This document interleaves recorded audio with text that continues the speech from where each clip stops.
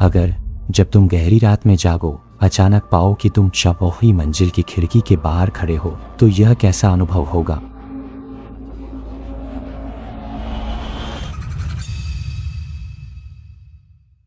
यह एक नेटिजन की कहानी है जिसका नाम नियान शुए गुई चेन है, जिसने बताया है कि कॉलेज खत्म करने के बाद बाहर किराए के मकान में रहते हुए उसने एक सच्चा और अजीब अनुभव किया। कहानी को और जीवंत और समझने में आसान बनाने के लिए मैं इसे पहले व्यक्ति में सुनाऊंगा। यह घटना दूसरे शख्स में हुई थी जब मैं अभी कॉलेज से निकला था। मैंने डिजाइन की पढ़ाई की थी, इसलिए मैंने विज्ञापन मीडिया में नौकरी ढूंढी। विज्ञापन उद्योग में काम करने वाले दोस्त जानते हैं कि हम खुद को अक्सर विज्ञापन कुत्ता कहते हैं, क्योंकि लंबे समय तक ओवर टाइम करना हमारी रोजमर्रा की बात है। जब भी हमें कोई केस मिलता है सबसे पहले अनवरत आंतरिक चर्चा होती है, फिर बॉस की मंजूरी का इंतजार, बॉस के हाँ कहने के बाद योजना विभाग कॉपी लिखता है और अंत में हमारा डिजाइन विभाग डिजाइन तैयार करता है। लेकिन सबसे बड़ी परेशानी यह है कि ग्राहक के विचार अक्सर अस्थिर होते हैं, जिससे बार बार संशोधन करना पड़ता है और अंततः टीम के सदस्य रात भर कंपनी में काम करने को मजबूर हो जाते हैं। सच कहूँ तो मैं आधी रात को कंपनी में काम करते हुए बर्दाश्त नहीं कर पाता।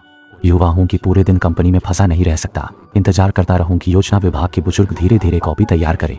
विभाग के सहकर्मी छोटे वहाँ से बात की। छोटे अभी कंपनी में नए थे और घर बाहर था। क्योंकि हम सब युवा थे इसलिए हम आमतौर पर अच्छी तरह से बात करते थे, तो हमने कंपनी के पास एक साथ एक घर किराए पर लेने का फैसला किया। इससे हम जब योजना की स्क्रिप्ट का इंतजार कर रहे हों तो कुछ और काम भी कर सकते हैं। स्क्रिप्ट तैयार होते ही हम घर से दूरस्थ काम करते थे। इससे ना तो काम में देरी होती थी और ना ही घर में बिना किसी बंधन की आज़ादी का आनंद ले सकते थे।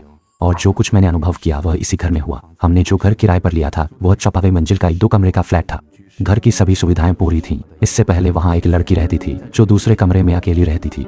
हम उसे छोटी सी कहते थे। मैं और मेरे सहकर्मी छोटे आने मिलकर इस घर का मुख्य कमरा किराए पर लिया। घटना हमारे रहने के पहले महीने में हुई। क्योंकि मैं और छोटे अक्सर देर रात तक जागते थे, इसलिए हमें रात के खाने की आदत थी। उस रात भी हम सामान्य की तरह बहुत देर तक जागे रहे। जब रात के 15 बजे हो गया तो मुझे भूख लगी। आधे रात को बाहर जाकर खाना नहीं लेना चाहता था, बाहर से मंगवाने में भी बहुत समय लगता, इसलिए सोचा कि रसोई में जाकर इंस्टेंट नूडल्स बना लूं। लेकिन जैसे ही मैं रसोई में गया मैंने देखा कि कोई व्यक्ति खिड़की से बाहर से एक झलक में गुजर गया। उस समय मैंने ज्यादा नहीं सोचा, क्योंकि यह तो 15वीं मंजिल है, शायद मेरी आंखों ने धोखा दिया होगा। मैंने देखा कि इंस्टेंट नूडल्स लगभग पक गए हैं, तो मैं वापस कमरे में जाकर छोटे को खाने के लिए बुलाने वाला था कि सोचा कि छोटे पहले ही बिस्तर पर सो रही है, इसलिए मैंने उसे परेशान नहीं किया और फिर वापस रसोई में वापस जाकर मैंने खुद ही खाना शुरू किया।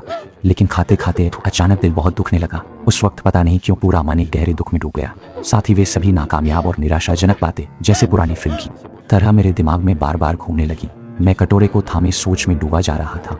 चीनी कैप्शन में लिखा था रिजॉम्बिशेंग की इच्छा। उस कड़वेपन और नूडल्स के स्वाद के बीच मेरी सोच उलझी हुई थी। सोचते सोचते दुख की लहरें दिल पर टूटने लगी और मैं अनजाने में रोने लगा। तभी अचानक एक महिला की आवाज मेरे दिमाग में गूंजने लगी। इस दुनिया में इतना दर्द सहने से बेहतर है सब कुछ खत्म कर देना, सीधे ऊपर से कूद जाना। अधूरा वाक्य।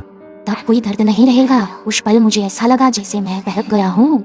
मैंने सोचा वह सही कह रहा है। जैसे ही मैं उठने लगा एक ठंडी हवा ने मुझ पर हमला किया। मैंने अचानक होश पाया और अपने आत्महत्या के विचार को याद किया। यह सच में मुझे डराने वाला था। मैं सोच रहा था कि आज मेरे साथ क्या हो रहा है। मैं अचानक इतना कमजोर क्यों हो गया। वैसे भी मेरा परिवार खुशहाल है। मेरे माता पिता मुझसे प्यार करते हैं और मेरे कई दोस्त हैं जो मेरी परवाह करते हैं। मैं कभी भी हार नहीं मानता। मैंने कभी उन बातों को दिल पर नहीं लिया।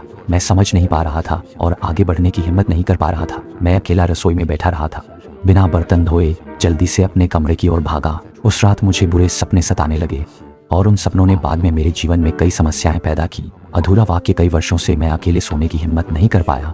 आज तक जब भी याद आता है सपने में वह बेहद वास्तविक दृश्य फिर से सामने आता है। मैं खुद को कांपते हुए ठंडे पसीने से भीगते हुए पाता हूँ। मैंने सपना देखा कि मैं फंसा हुआ हूँ एक अंधेरे लिविंग रूम में। चारों ओर पूरी तरह अंधेरा था। तभी मैंने देखा कि रसोई के दरवाजे पर एक महिला खड़ी है। महिला के बाल खुले हुए थे और वो सफेद ड्रेस पहने थी। उसका चेहरा मेरी ओर था और वह लगातार काली ठंडी हंसी निकाल रही थी।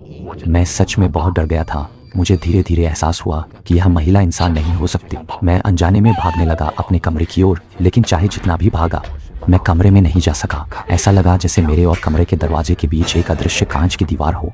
मैं जोर से चिल्लाना चाहता था लेकिन मेरी आवाज़ कहीं अटक गई थी। मेरी जान बचाने की इच्छा मुझे दरवाजे की ओर दौड़ने पर मजबूर कर रही थी। जब मैं लिफ्ट के पास पहुंचा तो देखा कि लिफ्ट पहली मंजिल पर रुकी हुई थी। पीछे मुड़कर देखा तो वह डरावनी महिला दरवाजे तक आ चुकी थी। घबराहट ने मुझे इतना दबा दिया कि मैं सांस भी नहीं ले पा रहा था। मैं हिचकिचाया नहीं, तुरंत मुड़ा और सीढ़ियों की ओर भागा। लेकिन जब मैं सीढ़ियों के पास पहुंचा तो सामने जो दृश्य था उसने मुझे पूरी तरह निराश कर दिया। आग का दरवाजा। दरवाज़ा इतनी कसकर बंद था कि मैं कितना भी धक्का दूं या लात मारूं खुल ही नहीं रहा था। मैं सोच रहा था कि चाहे कुछ भी हो जाए, मुझे मरना हो तो भी वह मुझे पकड़ने नहीं पाएगी। निराशा में मेरी नज़र सीढ़ियों के पास खिड़की पर पड़ी। मैंने हिम्मत जुटाई और कूदने का फैसला किया, लेकिन जैसे ही मैं खिड़की पर चढ़ने लगा, अचानक एक अदृश्य शक्ति ने मुझे रोक लिया। मैं पूरी ताकत लगा रहा था, लेकिन 1 इंच भी आगे नहीं बढ़ पा रहा था। पीछे से वह महिला धीरे धीरे मेरे करीब आ रही थी। मैं सच में टूट चुका था। मैं पूरी ताकत से संघर्ष कर रहा था, बस इस अदृश्य बंधन से खुद को छुड़ाना चाहता था। तभी मेरे चेहरे पर अचानक तेज दर्द हुआ और उसके बाद मेरे कानों में छोटे आ की आवाज़ गूंजने लगी। फिर मैं धीरे धीरे होश में आया। मैंने हैरानी से देखा कि छोटे आ और छोटी सी घबराए हुए मेरे हाथ पकड़ रहे थे और मैं रसोई की खिड़की के पास खड़ा था, बाहर देख रहा था। मैं होश में आ चुका था। छोटे आ ने जल्दी से मुझसे कहा, तुम जानते हो कि तुमने मुझे कितना डराया? और मैं अभी पूरी तरह से प्रतिक्रिया नहीं दे पाया था। मैं अभी भी धुंधली हालत में था। छोटे सी ने तुरंत कहा, होश में आना अच्छा है, पहले कमरे में चलो, फिर बात करेंगे। धन्यवाद। कमरे में लौटने के बाद छोटे आ ने मुझसे पूछा कि क्या मुझे नींद में चलने की बीमारी है। मैंने कहा नहीं, लेकिन अभी अभी मैंने एक बुरा सपना देखा था। फिर मैंने अपने सपने की पूरी कहानी छोटे आ और छोटे सी को सुनाई और मेरी बात सुनकर छोटे आ का चेहरा तुरंत पीला पड़ गया। उसने मुझसे कहा कि अभी अभी उसके हाथ में कुछ काम अधूरा था, लेकिन वह बहुत थका हुआ महसूस कर रहा था, इसलिए वह पहले बिस्तर पर लेट गया और थोड़ी देर सो गया, क्योंकि उसके मन में यह सोच था कि क्या मैंने कुछ किया है। काम पूरा होने के बाद इसलिए भी ठीक से सो नहीं पाया। आधे घंटे से ज़्यादा झपकी ली। उसके बाद छोटा आ उठकर काम जारी रखने की तैयारी करने लगा। तभी छोटा आ ने देखा कि मैं पहले ही बिस्तर पर लेटा हुआ सो चुका था। जब छोटा आ कंप्यूटर के पास आया, काम जारी रखने की तैयारी कर रहा था कि अचानक पीछे से हल्की सी रोने की आवाज़ सुनाई दी। वह मुड़ा और देखा कि मैं बिस्तर पर लेटा हुआ आंखें बंद करके दुखी होकर रो रहा था। छोटा आ ने अनजाने में मुझे पुकारा, लेकिन जब मैंने कोई प्रतिक्रिया नहीं दी तो उसने सोचा कि मैं सपना देख रहा हूँ, इसलिए उसने ज़्यादा सोचे बिना काम जारी रखा। कुछ देर बाद छोटा आ ने देखा कि मैं अचानक बिस्तर से बैठ गया, फिर पूरी तरह से आंखें बंद करके बिना जूते पहने सीधे दरवाजे की ओर चलने लगा। छोटा आ उस वक्त बहुत डर गया।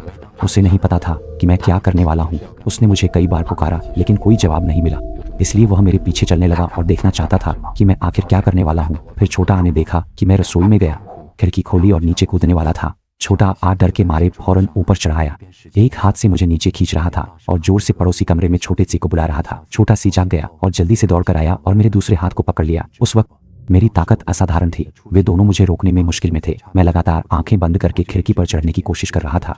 कोई जवाब नहीं मिला। आखिरकार जब वे मुझे रोक नहीं पाए तो छोटा आ ने मुझे जोर से 2 जोरदार थप्पड़ मारे। उसके बाद मैं संघर्ष करना बंद कर दिया और कुछ सेकंड में होश में आ गया।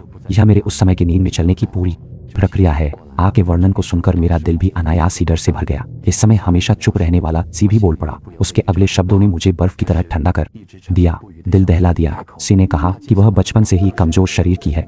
वह उस तरह के लोगों में आती है जिनकी सेहत कमजोर होती है। वह यहाँ 1 साल से अधिक समय से रह रही है और अक्सर कुछ ऐसी चीजें देखती है जो आम लोग नहीं देख पाते, लेकिन हर व्यक्ति की सेहत अलग होती है, इसलिए इसमें भिन्नता होती है। और हम अभी अभी यहाँ आए हैं, एक दूसरे को अच्छी तरह नहीं जानते, इसलिए डरते हैं। उन्होंने कहा कि अगर हमें यह बता दिया होता तो हम डर जाते, इसलिए उन्होंने हमें इस बारे में नहीं बताया। फिर मैंने सी से पूछा कि क्या उसे भी मेरी तरह ऐसी कोई घटना हुई है। अपने गांव की दादी से इस बात की चर्चा की। उसकी दादी उनके इलाके में एक प्रसिद्ध जादूगरनी है। जब वह अपनी दादी से मिलने गया तो दादी ने उसे एक ताबीज दिया जिसे उसने अपने शरीर पर पहन लिया। इसलिए वो हालांकि उन गंदे और अशुद्ध चीज़ों को देख सकता था, लेकिन कभी भी कोई डरावनी घटना नहीं हुई, कोई भयानक घटना नहीं हुई। जब मैं और आया सुनते हैं तो हमारे रोंगटे खड़े हो जाते हैं। उस रात हम उस घर में रहने की हिम्मत नहीं कर पाए। कपड़े बदलकर मैं और आ नीचे उतर गए और इलाके के पास एक इंटरनेट कैफे में रात बिताई। अगली सुबह मैं और आ ने सी को फोन करने का फैसला किया, धन्यवाद देने और उससे मदद मांगने के लिए कि उसकी दादी से पूछें कि इस समस्या का समाधान कैसे किया जाए। इसलिए सी ने हमें खास तौर पर अपनी दादी के घर ले जाकर मिलवाया। हम उसकी दादी से मिले।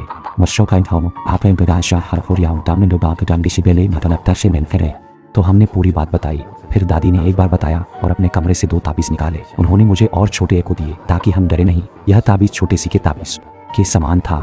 यह हमें बुराई से बचाता था। फिर उन्होंने एक कागज का ताबीज दिया। उन्होंने कहा कि वापस जाकर इस कागज के ताबीज को अपने कमरे के दरवाजे पर चिपकाओ, इससे गंदे और अशुद्ध चीजें अंदर आने से रुकेंगी। यह सुनकर भी अजीब लगा। जब हम वापस गए और छोटी सी की दादी की सलाह के अनुसार कागज को कमरे के दरवाजे पर चिपकाया, तब उसके बाद कोई अजीब घटना नहीं हुई, यहाँ तक कि बुरे सपने भी नहीं आए। बाद में मैं और छोटे ए ने तुरंत उस घर को नहीं छोड़ा, क्योंकि हमने 1 साल का कॉन्ट्रैक्ट साइन किया था और हम दोनों अभी अभी काम शुरू किए थे और हमारे पास कोई विकल्प भी नहीं था। इसलिए हम किराया खत्म होने तक वहीं रहे। फिर हम वहाँ से निकल गए।